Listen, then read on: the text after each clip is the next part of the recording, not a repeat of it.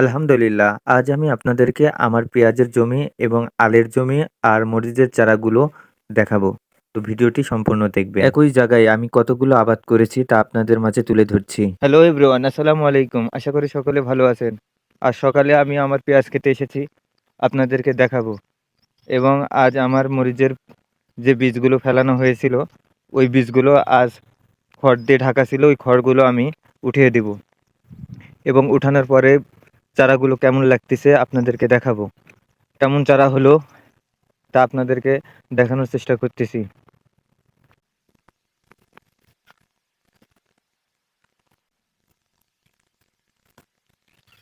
আমি আপনাদেরকে দেখাচ্ছি এই মরিচের বীজগুলো এখানে বপন করেছিলাম, এই খড় দিয়ে ঢাকা ছিল। আজ এই খড়গুলো উঠিয়ে দিয়েছি, দেখুন কত সুন্দরভাবে বীজ থেকে চারাগুলো গজিয়েছে।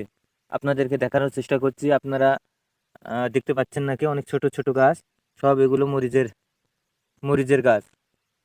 আপনাদেরকে এই বীজতলা যখন আমি করি তখনকার ভিডিও দিয়েছিলাম, এখন আবার দিচ্ছি। কি সুন্দরভাবে মরিচের চারাগুলো বীজ থেকে গজিয়ে গিয়েছে, দেখুন অনেক সুন্দর লাগছে। এবং আপনারা দেখতে পাচ্ছেন আমি এই জায়গাতে এই খড় দিয়ে ঢেকে রেখেছিলাম। আজ এই খড়টি আমি উঠিয়ে দিলাম এবং আপনাদেরকে দেখানোর চেষ্টা করছি মরিচের চারাগুলো কত সুন্দরভাবে গজিয়ে গিয়েছে। এখানে আমার পেঁয়াজ ক্ষেত আপনারা দেখতে পাচ্ছেন, আর এখানে আমি আল বুনেছিলাম,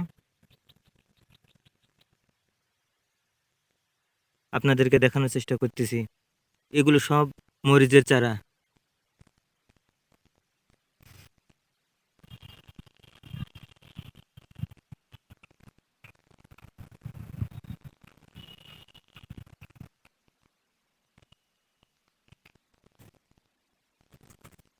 আপনারা যে মরিচের চারাগুলো দেখছেন, আমি পেঁয়াজের জমিতে একটি করে সারি ফাঁকা রেখেছি। এই সারি দিয়ে আমি এই মরিচের ফুলগুলো রোপণ করে দিব।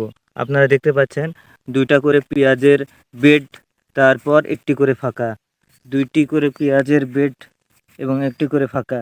এই ফাঁকা জায়গাতে আমি মরিচের চারাগুলো রোপণ করে দিব। তো এখানে মোটামুটি আমার 10 কাঠা জমিতে পেঁয়াজ করা আছে।